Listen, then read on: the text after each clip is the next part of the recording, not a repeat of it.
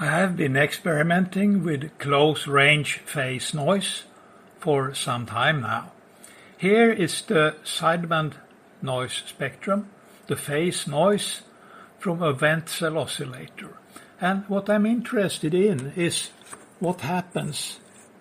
You can see the straight line here, but it bends. And that is at the frequency of 0.3 Hertz about. The bending point here. And I have problems with my own design with this phenomenon that noise increases at very close separations from the carrier. Now, this measurement has taken about 2.5 hours, and that's required to get a reasonable accuracy for the reading here. You saw perhaps it moved by almost 0.5 dB for the latest update. What you have seen was the first minute of a 1-hour video where I described the introduction of Allan deviation in Linrad. After 1 hour I found a programming error, and when I corrected it I find that the sideband noise has improved a little also here.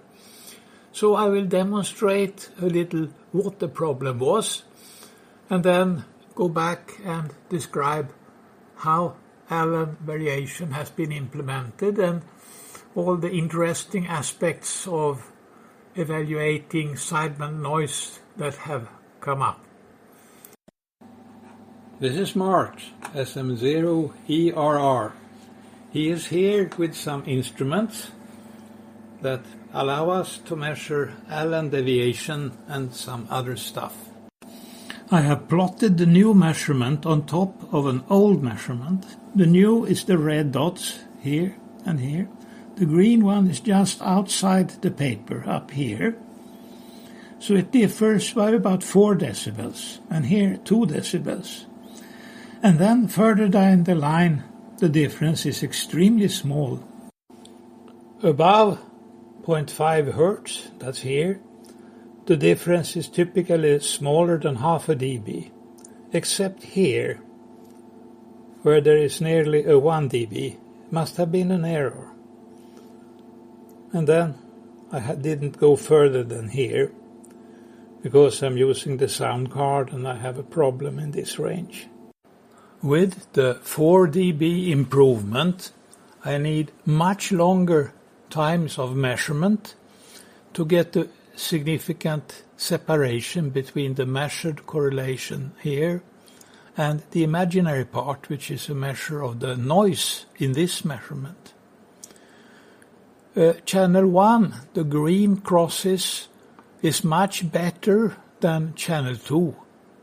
It's 71 dB and here is 83. So it's a difference of about 12 dB. That may, to some part, be caused by the phase lock loop.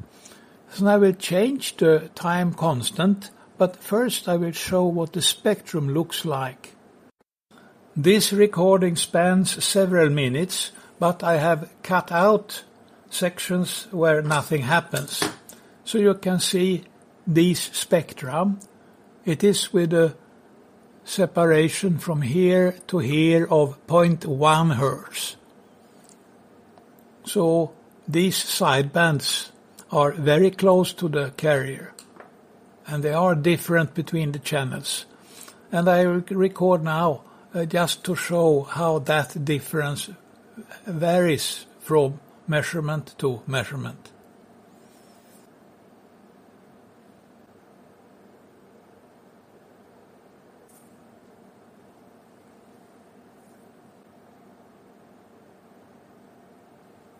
I take down the level of channel 1, the green dot here, 83.8. And channel 2, here, it is 72.4. This is with 99 averages, as I can see here. So I change the PLL time constant and collect 99 averages to see if there is a significant difference. After almost 1 hour, 57 minutes, I have collected 134 spectra. The average of the latest 99, you can see the green dot and the red dot. And I can read the values at 0.1 Hertz. It is 74.2 and 84.5. This means that channel 2 has improved a little. Not very much. I have saved a picture I can show here. This was the previous value. Well, here. And now it has improved by 2 decibels. While the green dot here has changed by about half a dB. That is probably statistics only. But if I look at even closer to the carrier, let's say here, and then the new result is 3 decibels better for channel 2 and for channel 1. There is a small difference, 1 decibel. It will be clear later what the reason for this is, and this improvement comes with a cost when measured at larger time intervals, means closer to the carrier in the frequency domain. Here is the Allan deviation screen. It looks very peculiar. Below 1 second you can see these, whatever it is, but more disturbing, this obvious sine wave. This lower graph shows frequency versus time, and the scale 0.1 millihertz is from here to here. So it's not a strong frequency modulation, but there is obviously a problem. And to overcome this, I can reduce the bandwidth here. And like that, and then go to a normal scale, which would be 0.01 millihertz per division. And I center the traces, and as you can see, there is still this sine wave, so I have to reduce the filter bandwidth even more to get rid of it.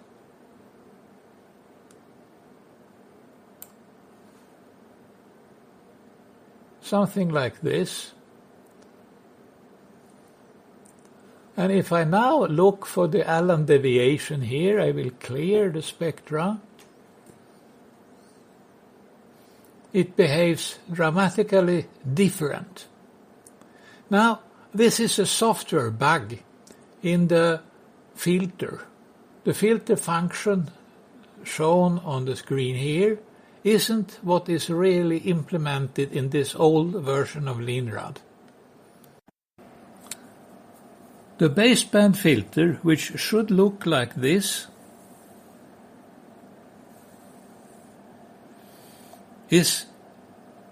has had a bug in the code for maybe 15 years or something, so it has been looking like this. And about 100 decibels here at the side. And since I have found it when implementing Allan deviation, I have also corrected it. Here I am running with exactly the same parameters with the bug corrected. And you can see it's very different. The Allan deviation behaves in a reasonable way. I don't see the sine wave coming from this spur. I have to open the filter to see it. And here it comes, and the skirts are steep, as they should have been all the time. The noise we can see here comes from the noise floor. I can set a narrower filter like that. It will reduce the noise floor to almost nothing. This is 0.01 millihertz from here to here. And what you saw here is what happens when I'm moving the filtering, changing the phase a little bit. So I can clear like that. And then you'll see this trace. It shows channel 1 and channel 2. Channel 1 has a slightly higher frequency. I can see better if I make the trace slower. I make it 1 second rather than 0.01 second. Then you can see how the frequency is drifting and how here the red trace is oscillating more than the green.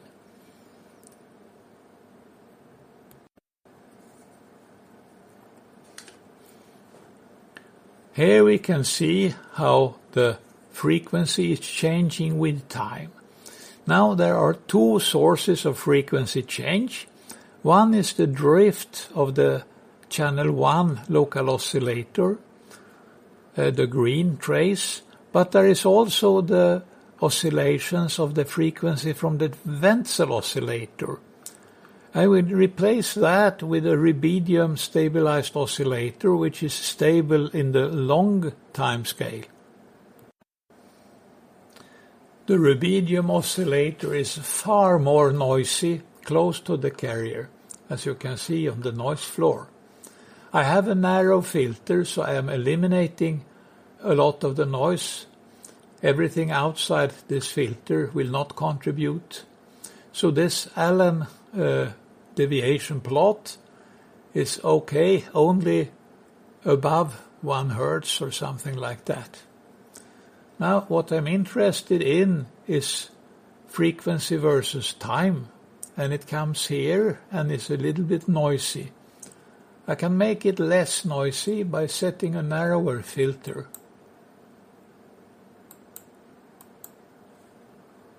Maybe something like this. And I have to center the signal in the filter also. Oops. Like that. I clear the Allan deviation thing and the frequency versus time.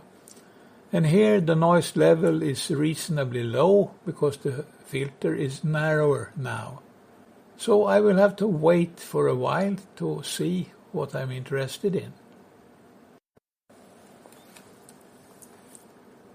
The two local oscillators are phase locked, and when I started there was a frequency difference. Red was too high, it overshoots and goes too low, and then it was correct for quite some time.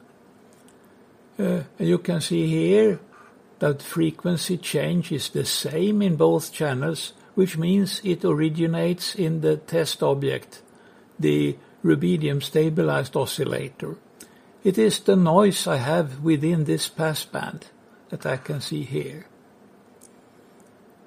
At this point in time, I changed the supply voltage for channel 1, and it started to drift away.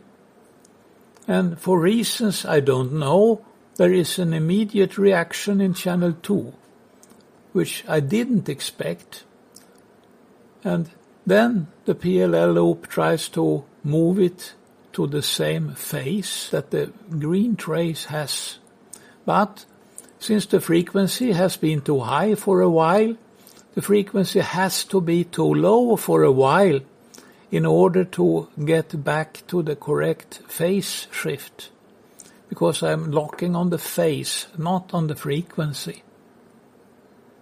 Here the frequency was too high for a while, must be compensated by the frequency being too low for a while, and then when the frequency is right, it has to become too high for a while to get the phase right.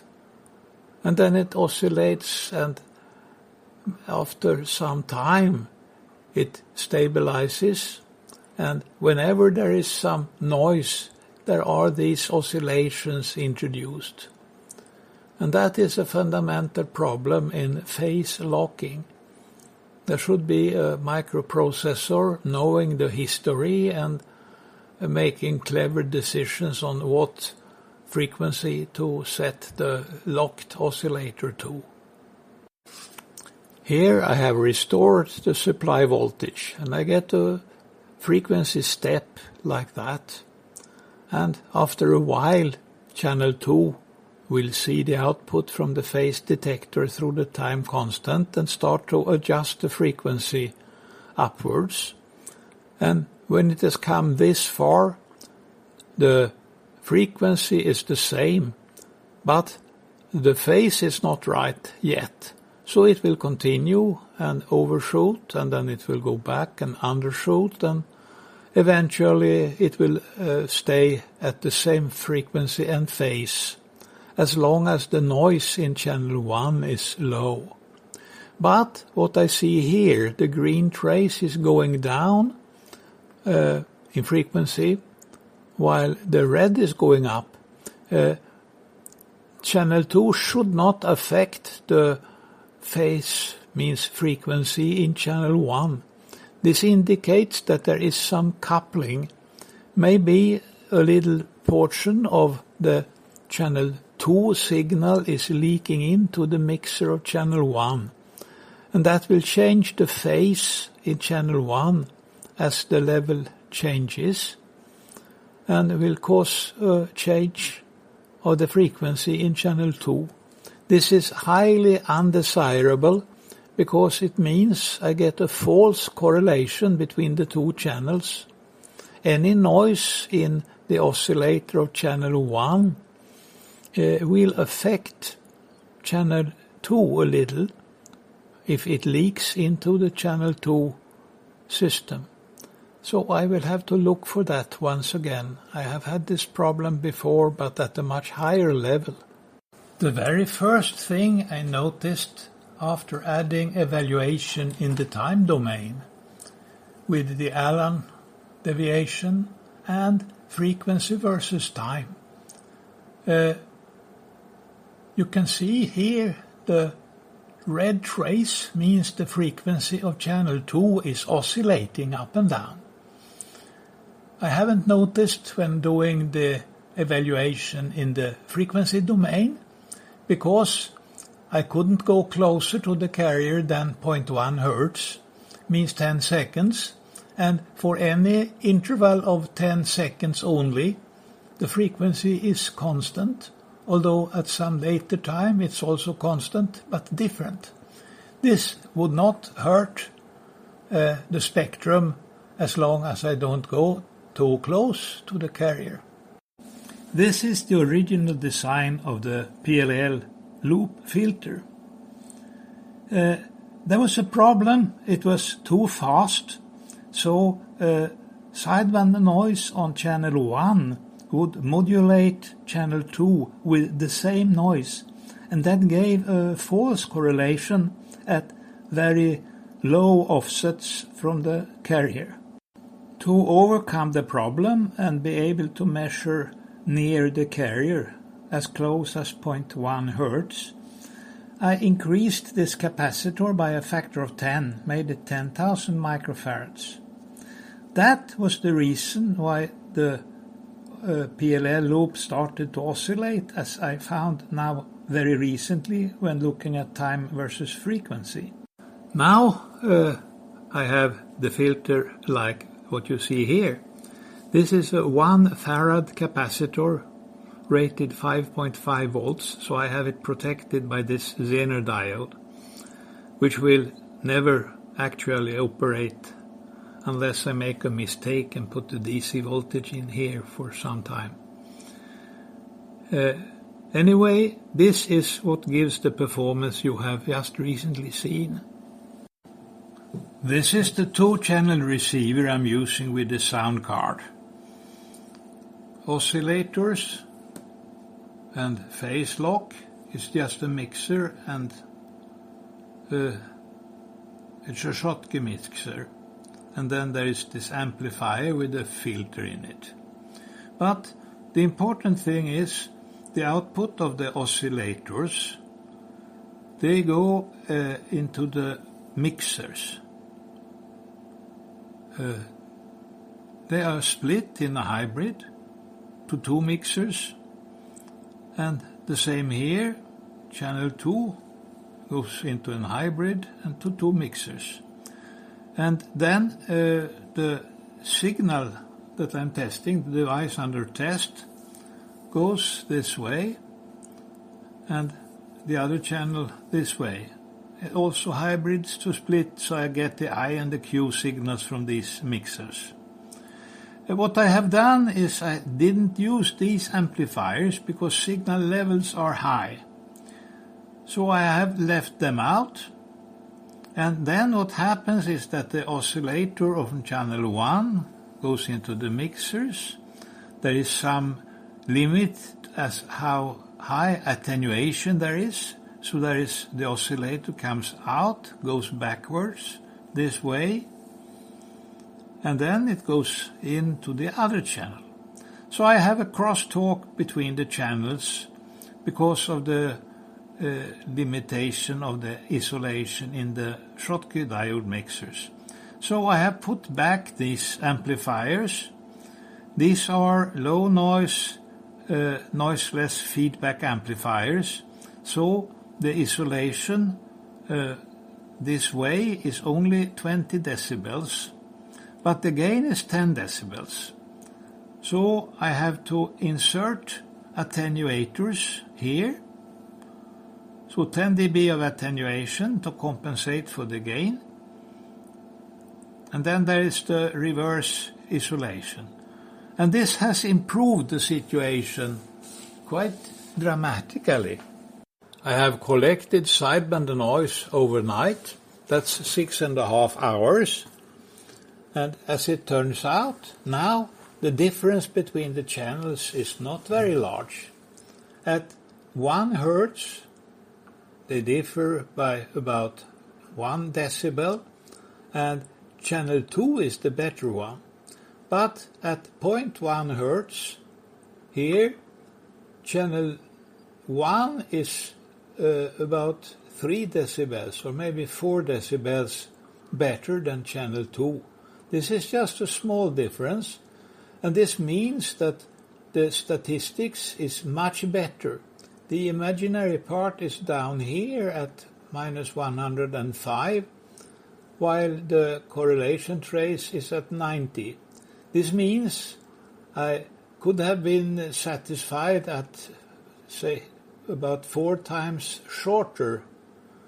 Means just 1 or maybe 2 hours would have been enough to get the correct reading, which is at 0.1 Hertz, 86 decibels, just as before. Here is frequency versus time for the rubidium oscillator. At this point I have changed the supply voltage of channel 1 with 30 millivolts. After some time, channel 2 will adjust the phase and so the frequency, and there is an overshoot, and then it stabilizes here. But I can still see there is an oscillation in channel 1, much weaker than before, but it is still there. I have only improved by 30 decibels. I need to make better buffer amplifiers designed for backwards isolation. I have changed scales to see better, and I have made a bigger change on the supply voltage for channel 1, 100 millivolts this time, and now it looks pretty nice. There is some delay before the PLL starts to compensate. I want to compare the results I get with my Linrad system with the results from this 5370A universal time interval counter from Hewlett-Packard. I'm using this together with TimeLab, and this is the equipment that Mart has instructed me how to use and then left me to have for a while. The test object is this CTI oscillator. Rather good, but not fantastic. I have made 3 measurements, and as you can see, the results differ far more than what is acceptable. Something is really wrong here. I start a 4th measurement now.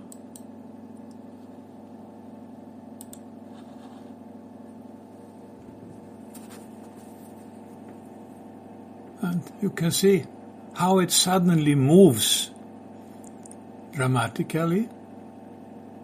This cannot be right. Raw data from the measurements are saved, and I can look at frequency versus time, actually frequency difference. So I zoom in, I see there is a problem here, and you can see it is an obvious problem. The frequency jumps 8 hertz, and then it jumps the other direction equally much, and then it's back. I can zoom differently where I don't see any particular problem. Oh, there is a problem. I can zoom somewhere else, and there are problems all the time, except not in the blue trace. It behaves in a reasonable way.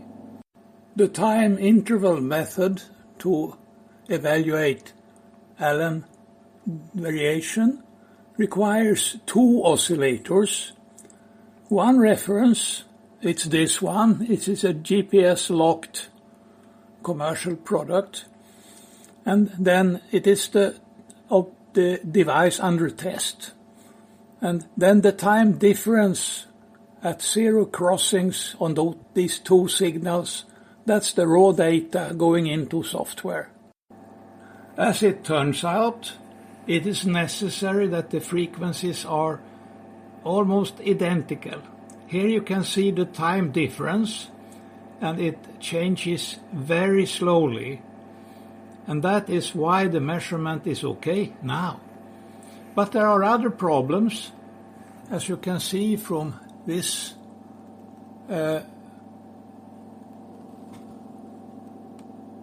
what differs is the parameter sample interval, the recommended value that the system selects if one allows it to set the optimum. That is 0.07 seconds. And that gives bad curves, obvious problems. It seems one has to go up to something like 0.35 seconds to get a reasonable result. Here is the best result. I was obtained with 0.29 seconds. Now I'm testing another oscillator, which is much more noisy, and it doesn't have an oven inside. It's really difficult to be close to the right frequency because it is drifting fairly rapidly. So with this method it is hard to measure the sideband noise in the form of Allan deviation. One can see here from the frequency plot that there are glitches now. Each time this counter turns around at about 107, there is a problem. And sometimes there are problems even without such events. And you can see how the frequency is drifting up and down. It seems I cannot do measurements on this device. I can try Allan deviation and look at the initial curve before there is any glitch. I start measurements with the same settings as I had for the CTI.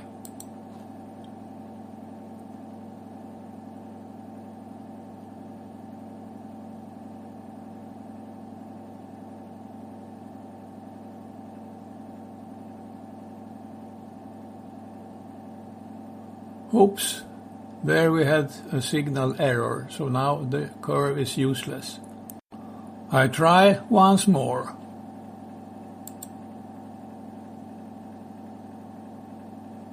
This is probably where the noise is, and here we had the problem again. And it is not drifting very rapidly. It has been within the same. There it wrapped over. I have been collecting the Allan deviation for this rubidium oscillator for a long time now, 12 hours. And the screen looks like this, and frequency versus time. You can see that now and then channel 2 makes some excursions, but to a large extent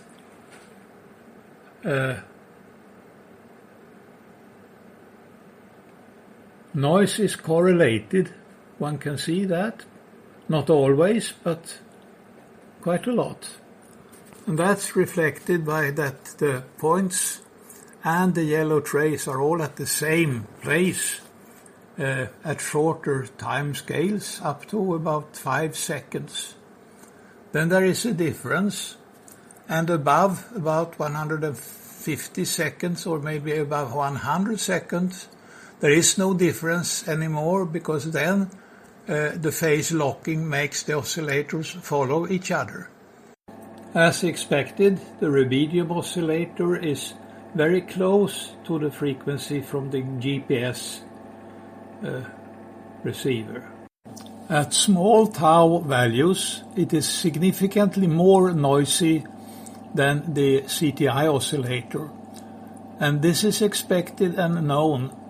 And this gives me a way to check if I made a mistake in evaluation. I can see here at 1 second it is 1 times 10 to minus 10.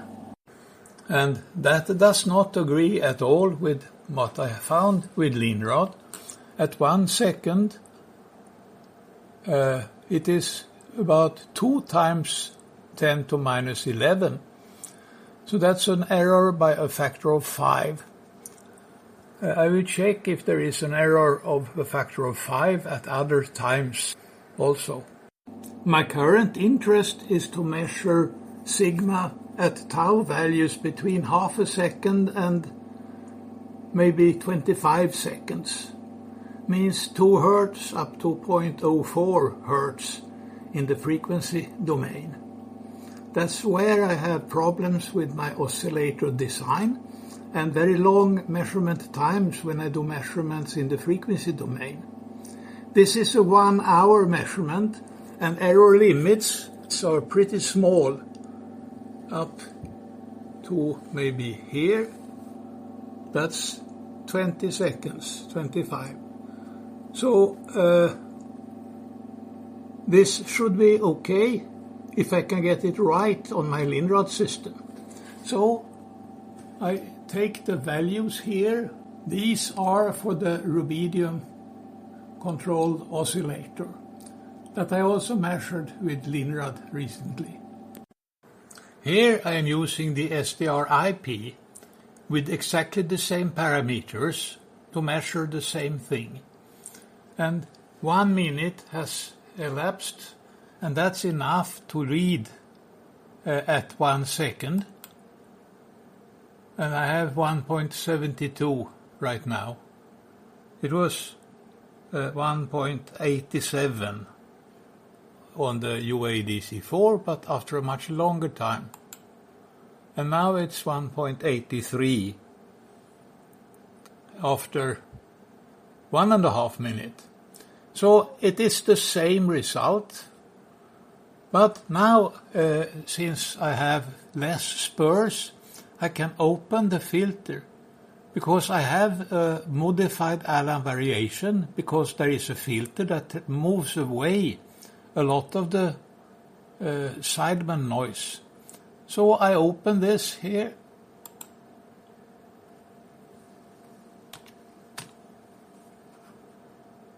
and much more.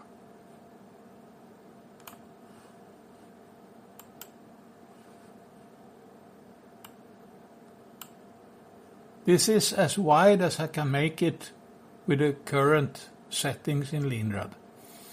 But I get most of the close to the carrier noise here.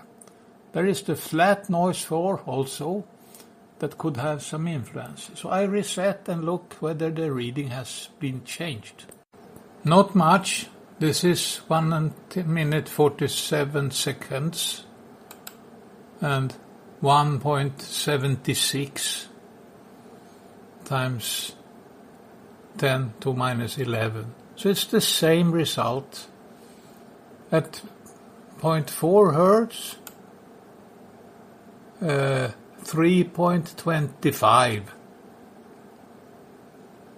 and it was 3.23 before. So opening the filter makes no difference. What I found is this. When I measure with the Hewlett-Packard, I get values from 10 to minus 10 down to 10 to minus 12. But with Linrad, I get something else. And the ratio between the measurements is the number you can see here. Above 20 seconds, Linrad is showing a worse value, because that's the noise of my local oscillators. But in the range 1 to 10 seconds, those oscillators are good. But the difference between the measurements is large and different at different times, so it is not a programming error, it must be something else. I have added the bandpass filter. It's just an LC filter, and tuned it to the right frequency. And I also inserted 12 decibels of gain to compensate for filter losses and to get a suitable signal level into the 5370A. Here is phase versus time, and at about 40 seconds there is a jump in the frequency. There's the jump in the phase function, and this destroys the measurement. I have adjusted the frequency of the rubidium oscillator. And here is the phase graph. And it is drifting in the other direction, but very much less. And I can see the other curves. There are these steps occasionally. But it seems better now.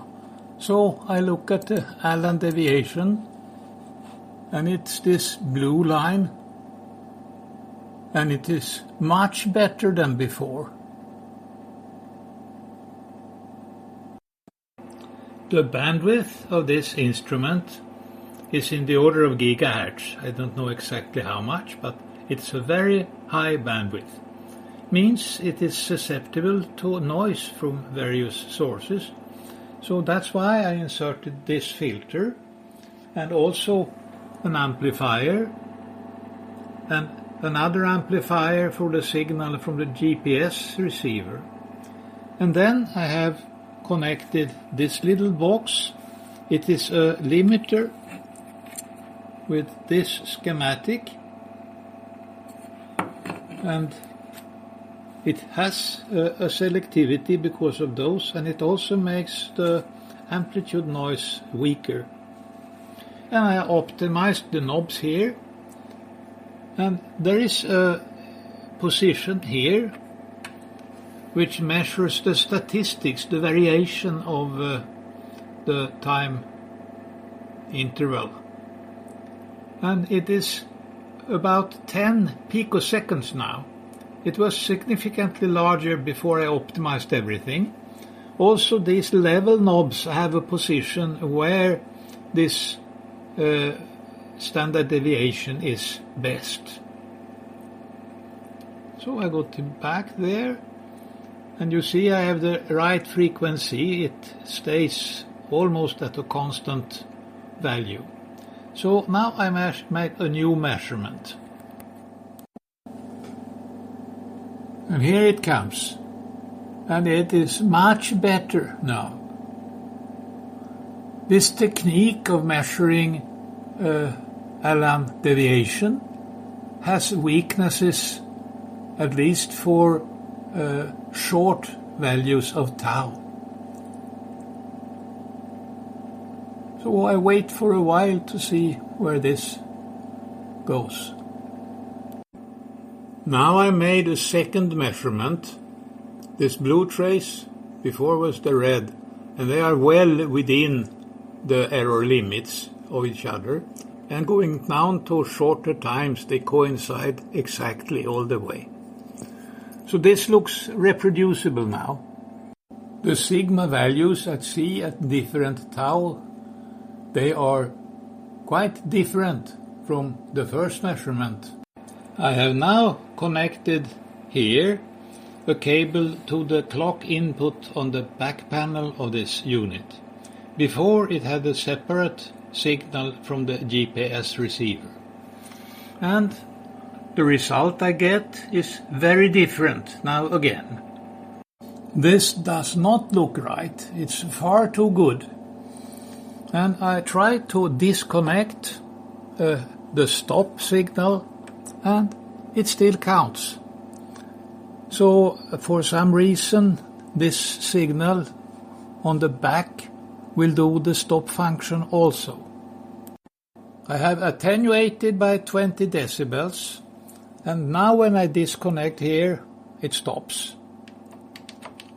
So there is internal crosstalk between that connector on the back side and the trigger function. This could affect performance in unpredictable ways. Anyway, the standard deviation I see now is not quite as good as it was before. Maybe I have attenuated too much. On the other hand, that coupling is maybe polluting the result. We will see what measurement will come out from this. On the back panel it says 1 volt peak to peak into 1 kilo ohm, so I added this attenuator to set the level at 1 volt peak to peak. And then when I disconnect this stop signal here, it doesn't count anymore. And here is the mean value drifting very slowly, and I can look at the standard deviation. It says 22. It's not quite as good as before. Well, I had to adjust the trigger levels a little, and now I'm down again at about 10 picoseconds. And now it seems I get the same as I had before, maybe a trifle better. I will wait and see. What I see now seems quite remarkable. The new curve is the same here, but it continues with a straight line all the way down here. I have inserted a quarter wave cable from here to the connector on the back panel of the instrument, and certified that I have 1 volt peak to peak at the input by having an attenuator at that end of the cable. I have still a good standard deviation on the measurement, about 11 picoseconds. And now I try to collect Allan deviation again. And it seems fairly close to what I had before. I will wait and see whether it continues with a straight line here or if it behaves differently. I have removed all the other traces And now you see the blue trace is with the start input and the clock input on the back panel in phase, and the red trace is when they are 90 degrees phase shifted. There should be no difference, but there is a big difference. So this must be a problem with the instrument, and I consider then the study I had done so far to have as a result, this is not a good method for measuring Allan variation. Something is wrong, and I cannot judge to what extent this supports or dissupports the implementation of Allan I made in Linrad. Now I added one more quarter wave cable, so the input to the start is phase shifted by 180 degrees with respect to the input on the back panel. And the difference is very large at 1 second. I will wait to see what happens on long times. With a half wave between the start and the clock connection on the back panel, the difference is very large at 1 second and shorter, but at longer times it is similar to what I saw with a very short cable, and very different from what I had with a 90-degree phase shift. So I think this method is not useful. There is something wrong somewhere. I have set the instrument to show frequency instead of time interval. So I have only one input, and the input on the back side is the well-formed signal from the GPS receiver. And the frequency is very close to 10 megahertz, but it's not exact. It's the frequency of the rubidium oscillator. And now I can collect Allan variation in the frequency mode. So I just changed to frequency in this window. Before it was time interval, but now it's frequency. And start measurement.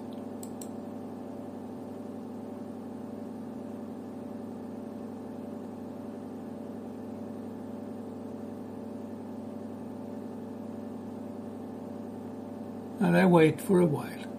It doesn't look too good, because it moves out of the range of the statistical uncertainty. Well, I don't think this is realistic. I will look at the parameters and restart. I have increased sampling interval from 0.1 to 0.3 seconds. This looks more reasonable. I have removed this bandpass filter. I think this variable capacitor creates noise sometimes, but not always. So it is an uncertain component to have in the system. Here I have tried different phase shifts between the start input and the clock input on the back panel of the 5370A. The signal level doesn't make very much difference, but in most cases the higher signal level is a little bit better. And now I reached the maximum number of plots. So I removed the ones at the lower signal level because I want to see what happens at higher phase shifts. At the phase shift of 320 degrees, the signal level makes a significant difference. While doing experiments with the 5370 time interval meter, I have had Linrad running with this unit, which is also a rubidium stabilized oscillator. A couple of hours ago, I changed this box from C to S, means clear to save. And I can see that the correlation Allan deviation has varied in the about 3 hours I have had it staying on the screen, while the measurement is stable from about 10 seconds and downwards. The reading I had was 3.25 times 10 to minus 12. And when I click on that same position on the x-axis, I see it has improved. It is now 2.89 times 10 to minus 12. So I clear traces, here is the new one, and put it to save again. What I see here is the properties of the rubidium oscillator all the way down to about here. Then the instabilities of my system, the local oscillators at 10 megahertz that I have, they start to affect the performance at about 20 seconds. Looking at the frequency versus time function, it is obvious that the green trace, it has drifted slowly and it has fluctuations, but channel 2, the red one, is fluctuating much more. It is locked pretty well, but it has a much higher noise level, which is obvious. The Allan deviation is much higher. So what I want to do is to use this system, which is now giving me reliable results at maybe at least 5 seconds, maybe even 10 seconds, within a reasonable time. I have to wait for the correlation result to come up. At 1 second I get the result very quickly. But the problem I see are at very close range. So I don't know yet what consequences this will have for my evaluation of the next generation of my homemade oscillators. I hope to make something that is even a little better than the one I have in channel 1 now, to push this a little bit further. Obviously, at times above something like 30 seconds or 50 seconds or so, the channel 2 is phase locked to channel 1. So at 200 seconds they give the same result, which is the Allan deviation of my channel 1 local oscillator. So I want to bring that down a bit by making something better for channel 1, and then I will bring this channel 1 oscillator to be the phase locked one in channel 2. Well, I could not reproduce the original reference measurement. When trying to repeat, I got a curve that is very similar to all the other ones except the very first. It may be possible that I made a change on the trigger levels after the very first measurement. I don't know for sure. When trying to use the frequency instead of time interval, I had it set to 0.1 second. Now I have changed to set it to 1 second, so I get a much better reading of the frequency. I have saved on the screen several of the measurements with the time interval, and they form a group of curves that are reasonably consistent up to about 30 seconds. Measuring with the frequency instead is not as dramatically wrong as before, but it deviates and more as the time interval increases. I have connected an amplitude limiter and tuned the trigger levels carefully for minimum standard deviation. And then I start measurement again, and I get a result similar to the first measurement I made in the recent series. And interesting is that, like it did before, it goes up at longer times, while it did go down at shorter times. The time interval method of measuring Allan deviation depends on the determination of the zero crossing of the waveform or the crossing of a trigger level. And that could depend on the stability of the trigger level or on noise, amplitude noise on the waveform, which wouldn't affect the phase but could affect the trigger level. And ideal would be to use square waves with a very fast rise time, but converting the sine waves that we have to start with to a square wave with a fast rise time without introducing phase noise. That's not a trivial thing.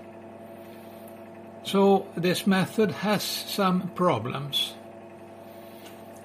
What I have found when optimizing for best standard deviation in the short time scale has improved the reading at low times, low tau values significantly, is this latest curve.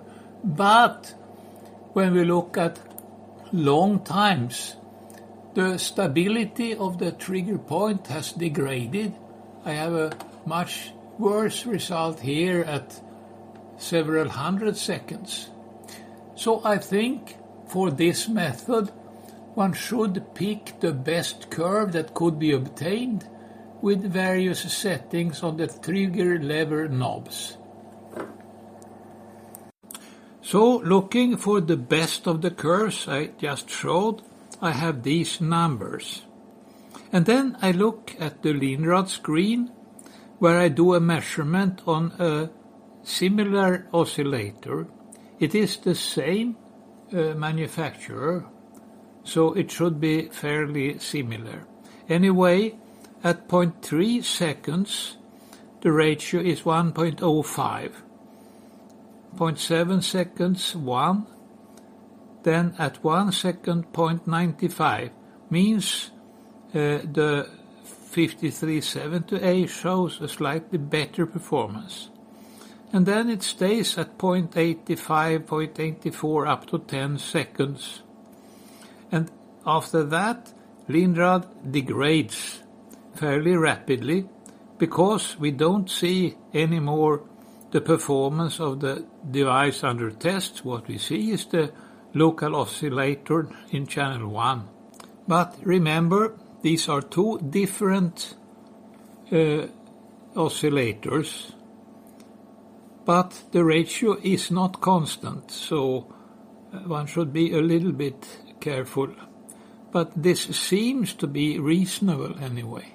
Looking at phase versus time, phase difference that is, you can see the curves are very different. The dark blue trace looks best, and the bright blue looks not so good. The frequency has changed significantly between these measurements because phase versus time has changed significantly. So this gives a good idea about the quality of the measurement, but I'm not so certain that it is really a quality measurement of the device under test. There is also the stability of the trigger level, and maybe amplitude noise, which varies depending on whether I have used the limiter or not, and also the effect of the noise on the GPS disciplined oscillator, which is the reference at the start input, as well as the clock on the back of the unit. The signal from the GPS disciplined oscillator comes on the cable with the red tape on it, passes this high impedance input where it should not be loaded significantly. It says 1 kilo ohm on the back panel. It then enters the start input where it's loaded by 50 ohms, and everything is default settings, means preset here, positive slope, and the signal from the rubidium oscillator is also default. It's on preset 50 ohms and positive trigger. And the result I see when I look at the phase versus time, it looks pretty ugly. It goes up and it goes down. And when I zoom in on the traces, it is very clear that there is high frequency noise here. This is the latest curve, and this bright blue is much less noisy in the short time scale. And of course we see that in the Allan deviation. The new measurement with everything default is the brown curve on top, and it starts to take off here. That's the low frequency components we saw on the phase plot, while the bright blue was with everything optimized for standard deviation. So it was much better at higher frequencies, but here not as good as the latest. So something is very critical with this method. I have reversed the slope on one of the inputs. That makes the time difference step half a cycle. That's about 50 nanoseconds. And now, looking at the phase curve, I see it's pretty noisy. And the frequency is now rather different than before. And we see these jumps in the phase. They don't look really nice, no. So the green trace comes on top of everything else at short times, but it seems to not be so bad at longer times. It's approaching 100 seconds now, and it's well below the brown curve, which was with the same slope on the both triggers. Something is wrong with this software version. It collects 11,900 points in 15 minutes. And then when it comes to 12,000, it says 1 hour has elapsed. So all these measurements are not 1 hour, they are 15 minutes.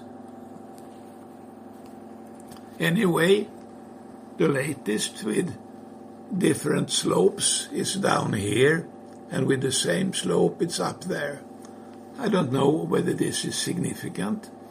I can repeat a couple of times. Linrad has been collecting Allan deviation for 36 hours now, and it has been in the position save, means that all the way from here to here, nothing has changed over the latest 12 hours, because that was when I put it into save. I can look at the value at 20 seconds.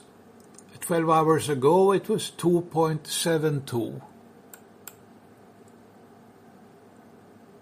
And now it is 2.82. So it has been varying up and down a little at this point. You can see the width of the trace. Frequency versus time is a little bit slower. I set it to 5 seconds for each data point. And we can see there have been events in channel 2. And channel 2 is generally much more noisy. But here, probably channel 1 has made this excursion, because it's not likely that this is caused by the rubidium stabilized oscillator. So this must be my channel 1, and channel 2 follows with a little time delay, as you can see. I have collected Allan deviation for the 4 possible combinations of trigger polarity and 2 measurements of each. And the results don't allow me to make any conclusions when I look here. Sometimes a measurement is bad, but it isn't really depending on how I set the trigger switches.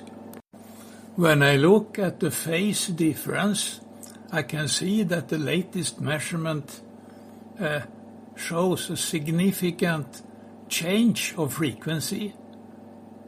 This seems like the GPS receiver has done something. This doesn't look like something that the instrument could have done, or not also the rubidium clock. I have replaced the GPS disciplined oscillator by another LPRO 101. So this is now a clock on the back panel, and also the signal to start here on the front panel. And for stop is the other LPRO 101.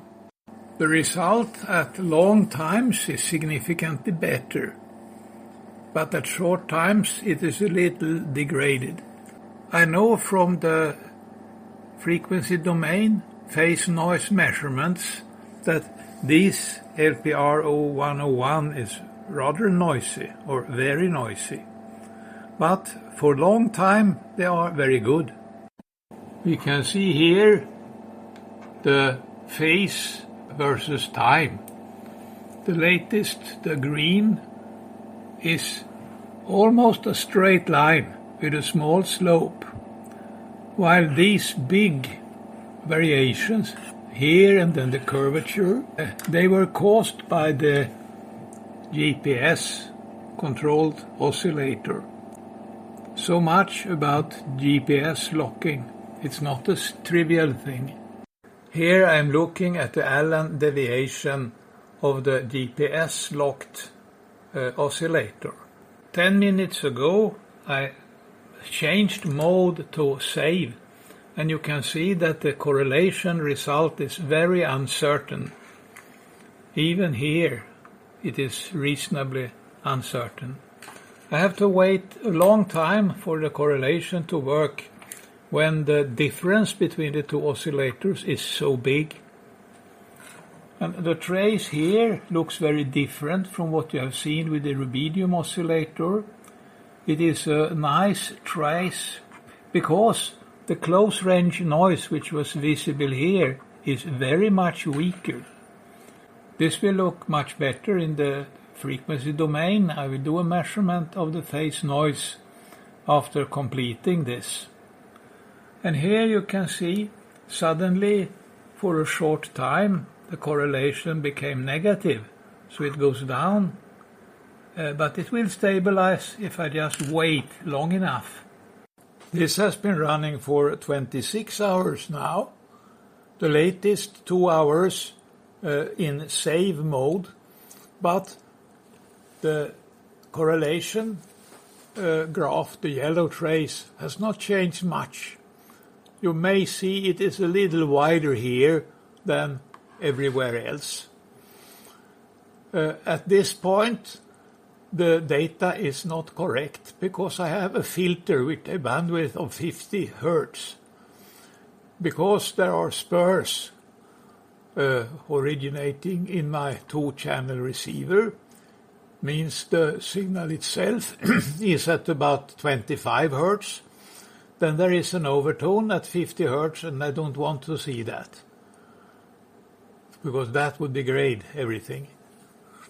Interesting that the GPS disciplined oscillator is very good at short times. I can trust from here. Probably it would go up like that if I look at it in the frequency domain, which I will do soon.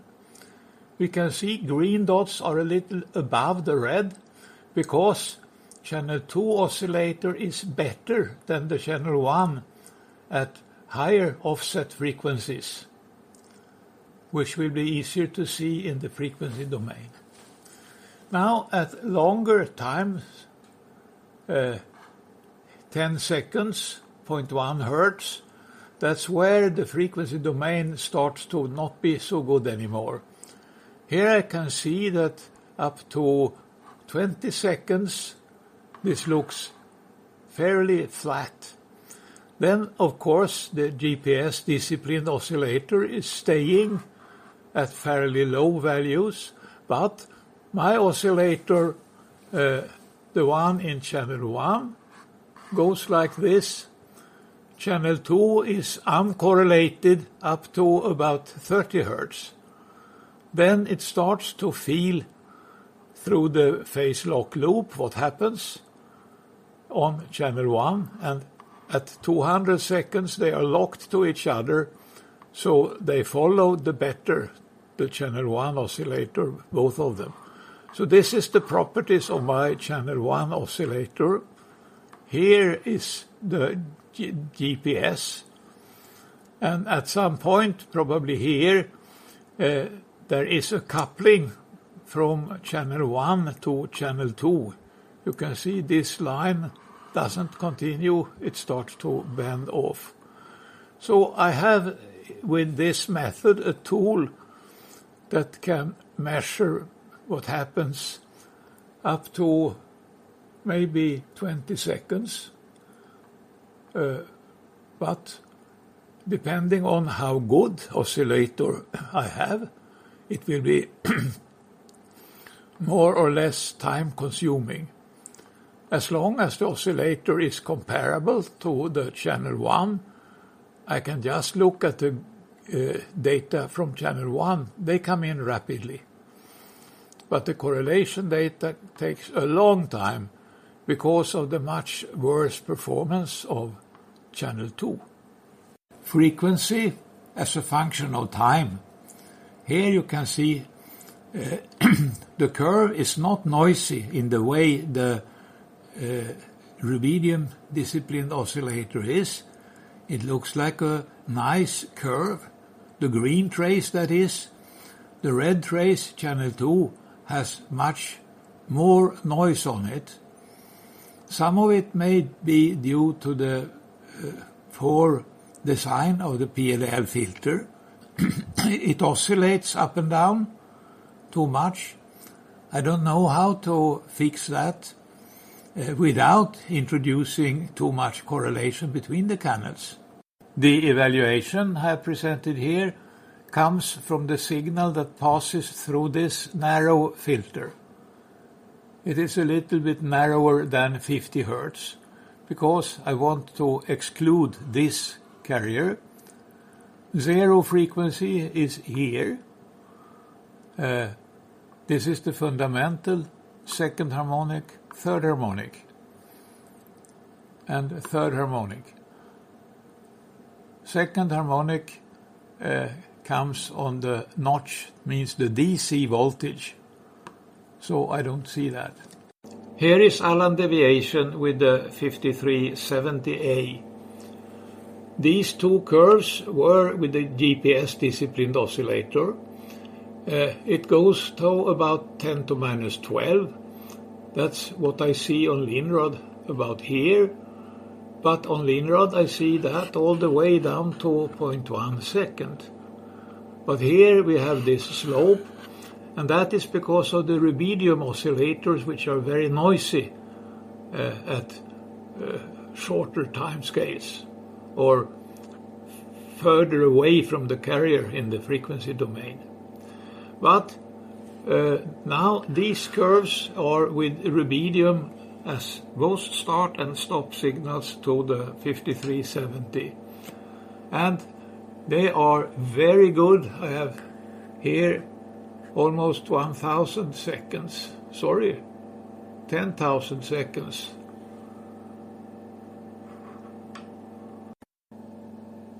Here is phase versus time.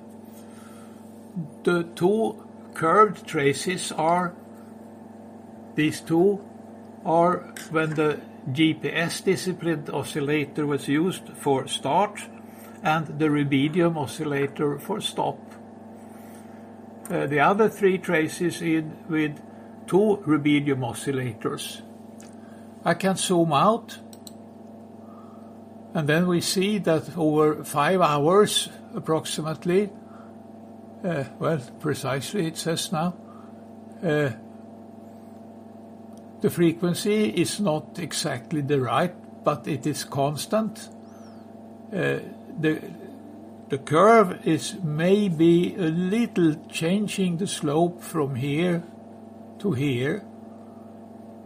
It's difficult to see, but one can see it on the Allan variation here, that up to more than 10,000 seconds the Allan deviation becomes better and better, down to 4 times 10 to minus 14. But of course at short times here I see a slope and very large values, but with Linrad I saw approximately a line like that.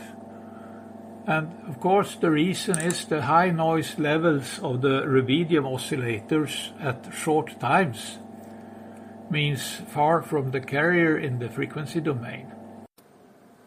Here is phase noise in the frequency domain.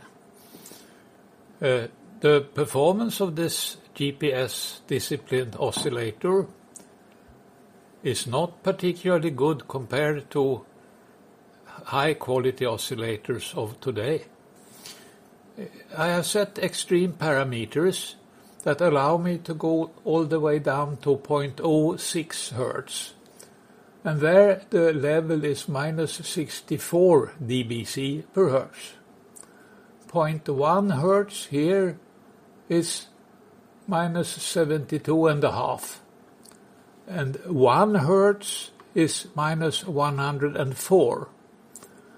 10 Hertz minus 130.5. Here I have set parameters to see what happens at wider separations, up to 5 kilohertz.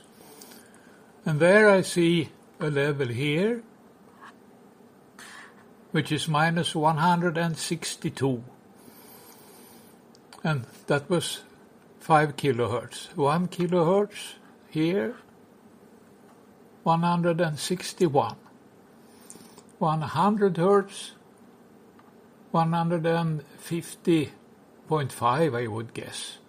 It starts to be difficult because the resolution is not high enough to see the noise floor well between the spurs, overtones of the audio frequency.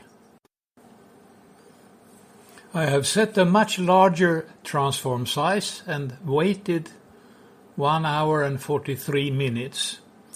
And I can read again minus 162 dBc per Hertz at 5 kilohertz here, and at 1 kilohertz here 160.5, and then at 100 hertz 150.5, and 50 hertz minus 144.7 or something like that. and I have a nice little peak from the mains frequency here. And here again is the unit I am testing. Here is one of the rubidium clocks. At 5 kilohertz it is minus 156 and a little more, 0.4 or so. And 1 kilohertz, 151.3 or so. And then at 100 hertz the curve bends and goes much steeper upwards. So 100 hertz, that's here 138. 50 hertz minus 126 dBc per hertz all the time. I save this, press G and give it the file name, rubidium1, say. And then I will check the other rubidium oscillator. The signal level is the same, but the second rubidium oscillator is far more noisy, as you can see here.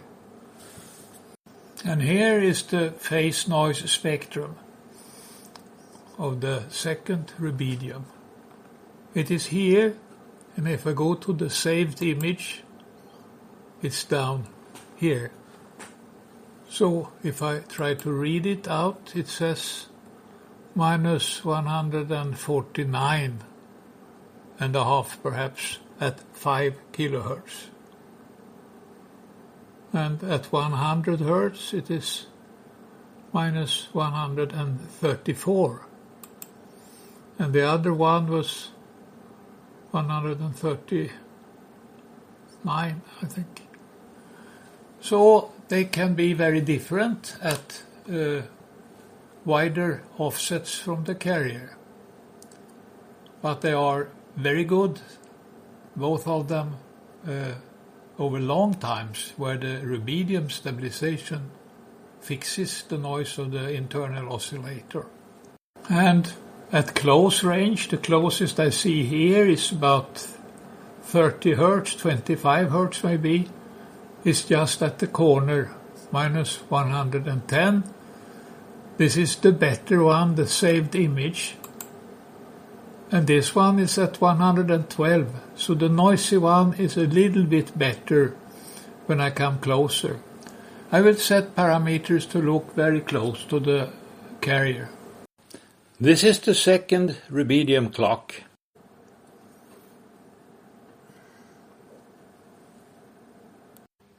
I have now connected the first one again to compare it. Well, 10 minutes is enough to see that this one is more noisy at close range, while it was less noisy at wide separations. So here is what I call the first rubidium, and here is the second one. And at 0.06 hertz, this one was 57, and the first one is 53. So that's 4 decibels. And if I look somewhere here, minus 82, and the other one was minus 86. So it's about 4 decibels more noisy, close to the carrier. The amplitude noise is very low, minus 100,